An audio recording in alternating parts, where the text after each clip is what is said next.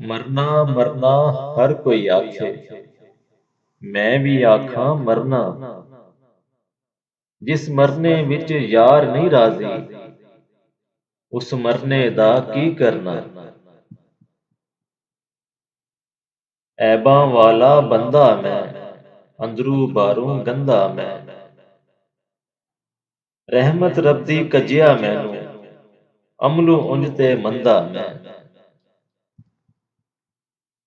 ਦੇਖ ਬੰਦਿਆ ਅਸਮਾਨਾਂ ਤੇ ਉੱਡਦੇ ਪੰਛੀ, ਦੇਖ ਤੇ ਸਹੀ ਕੀ ਕਰਦੇ ਨੇ।